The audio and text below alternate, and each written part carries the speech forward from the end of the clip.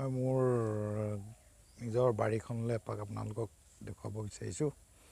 তাকে চাব কি মইনো গছ ৰুইছোঁ, কি খেতি কৰিছোঁ, তাকে অকণমান আপোনালোকক দেখুৱাওঁ। এয়া হ'ল নেমু, এয়া বৰ্তমান লাগি আছে। এয়া আপোনালোকে দেখিছে। এয়া মাজে মাজে মই সাঁচি পুলি ৰুই থৈছোঁ। এইবাৰ নেমু প্ৰায় মই 1000মান নেমু দিছোঁ। এয়া নেমু চব কেনেদৰে লাগিছে। এয়া বৰ্তমান লাগিছে নতুনকৈ। পুৰণিখিনি বিক্ৰী কৰিলোঁ, এতিয়া আকৌ এয়া লাগিছে। আৰু তাৰ মাজে মাজে আছে এয়া মোৰ বগৰী গছ, আপেল বগৰী।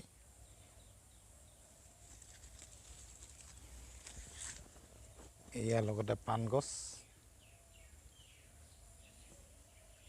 এয়া আপোনাৰ কল।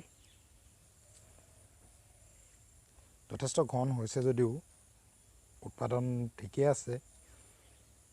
খালি মাজে সময়ে কিছুমান বেমাৰ ইয়াত ধৰে, সেইবিলাক চাই মন কৰি থাকিবলগীয়া হয়।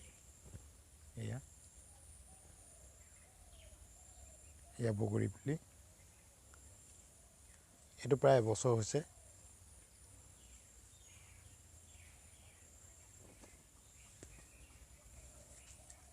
এয়া বগৰী আছে, এইটো যোৱা বছৰ লগোৱা হৈছে। অলপ বাৰীখন হাবি হৈছে যদিও ঠিকে আছে বাৰু বৰ্তমান। এয়া আপোনালোকক এবাৰ দেখুৱাই দিছোঁ। এই তামোল পুলি মাজে মাজে, এয়া কল বৰ্তমান লাগি আছে।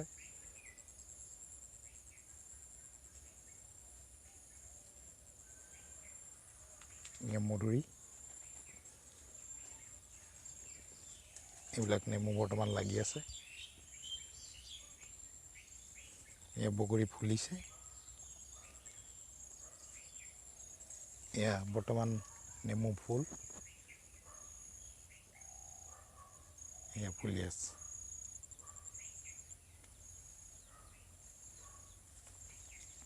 বাৰীখন প্ৰায় এবিঘামান হ'ব। তাৰ ভিতৰতে ঘৰটো আছে, আৰু বাকী যিখিনি খালী জেগা আছে প্ৰায় এনেকৈয়ে তামোল, কল, সাঁচি পুলি, টেঙা পুলি আৰু বগৰী, এইবিলাকে প্ৰায় ৰুই থোৱা হৈছে।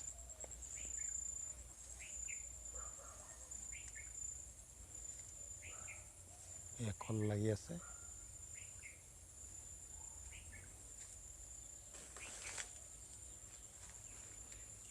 বছৰেকত প্ৰায় 15-20 থোকা কল ঘৰতো খাওঁ, বিক্ৰীও কৰোঁ। দৰৱ নিদিয়া হিচাপে কল ঘৰতেই উৎপাদন কৰি খাই আছোঁ। এয়া পাণ গছ।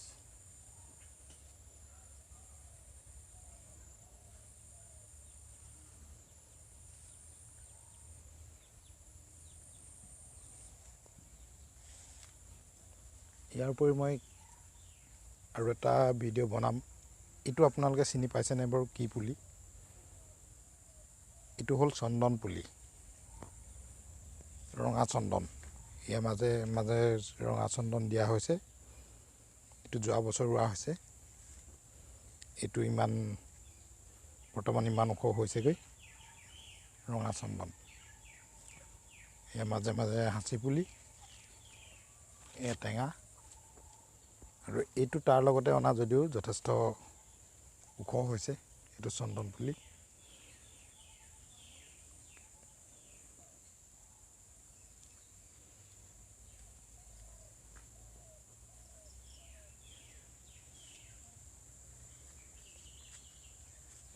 মই আঁতৰৰ পৰা আকৌ এবাৰ দেখুৱাই দিছোঁ।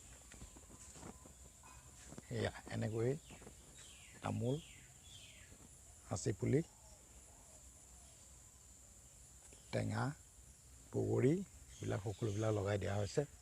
এয়া পাণ গছ উঠিছে, তাৰ মাজে মাজে কলগছ, আৰু আমাৰ কয়লা কেইজনীমান আছে। এইকেইজনী এনেকৈ বাৰীত পোক পৰুৱা খাই ঘূৰি ফুৰে। বৰ্তমান দুজনী মানে কণী পাৰিছে।